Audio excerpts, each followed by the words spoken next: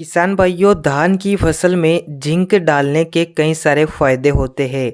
किसान भाई जिंक का प्रयोग तो कर लेते हैं, लेकिन कुछ ऐसी गलतियां हैं जो जिंक का प्रयोग करते समय किसान भाई कर देते हैं, जिससे धान की फसल में हमें पूरा फायदा नहीं मिल पाता है और धान की फसल कमज़ोर नज़र आती है।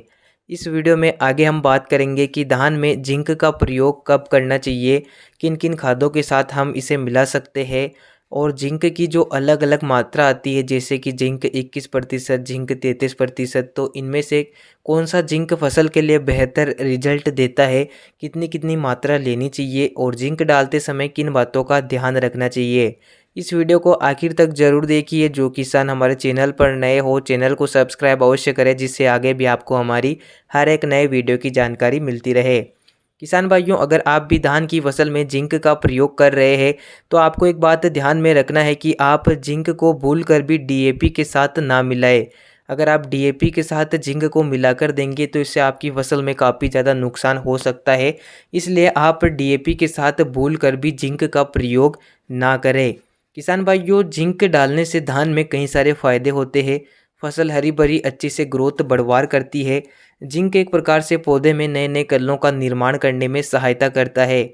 बहुत से किसान भाई जिंक का प्रयोग तो कर लेते हैं, लेकिन किसान भाई कंफ्यूज होते हैं कि वो जिंक का किस प्रकार से प्रयोग करें। मार्केट में अलग अलग जिंक आती है, तो उनमें से कौन सी जिंक धान की फसल के लिए अच्छा फ़ायदा देती है।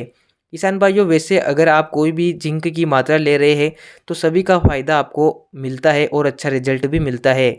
जिंक 21% के फॉर्म में आती है, जिसमें जिंक की मात्रा 21% रहती है। अगर आप 1 एकड़ में प्रयोग कर रहे हैं तो 8 से 10 किलोग्राम आपको प्रयोग करना है। इसके अलावा जिंक 33% आती है, जिसका अगर आप प्रयोग करेंगे तो प्रति एकड़ 6 से 8 किलोग्राम आपको प्रयोग करना है, जिसके रूप में आपको जिंक सल्फेट मिल जाता है, जिसमें थोड़ी बहुत मात्रा सल्फर की भी रहती है।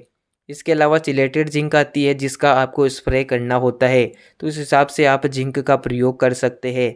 किसान भाइयों, आप जिंक सल्फेट अगर 33% का प्रयोग करेंगे तो इसमें सल्फर की मात्रा भी आपके खेत में पूर्ति हो जाएगी, क्योंकि इसमें सल्फर की मात्रा भी रहती है, तो आप उस हिसाब से जिंक का प्रयोग कर सकते हैं। किसान भाइयों, जिंक डालने के सही समय की बात करें तो अगर आपने धान की रोपाई कर दी है तो रोपाई के शुरुआती 10 दिन में ही आप जिंक का प्रयोग कर ले, क्योंकि अगर आप शुरुआत में ही जिंक की पूर्ति पौधे में कर देंगे तो फसल में पोषक तत्वों की पूर्ति हो जाएगी। अगर आप रोपाई होने के 20-25 दिन पर जिंक देंगे तो इस समय पौधे में फुटाव का समय होता है। इसके बाद जिंक का ज़्यादा फायदा आपको नहीं मिल पाएगा। अगर आप धान में जिंक दे रहे हैं तो रोपाई से 12 दिन के आसपास दे दे। अगर आप यूरिया दे रहे हैं तो यूरिया के साथ आप मिला सकते हैं, जिंक का प्रयोग कर सकते हैं। धान में जिंक की कमी साफ नज़र आती है। अगर आप समय पर जिंक का प्रयोग करेंगे तो जिंक के कई फायदे आपको मिलने वाले हैं। धान की फसल हरी भरी अच्छी से ग्रोथ भी करती है और पौधे में फुटाव भी ज़्यादा आता है। तो इस प्रकार से आप धान में जिंक का सही तरीके से प्रयोग कर अच्छा उत्पादन ले सकते हैं।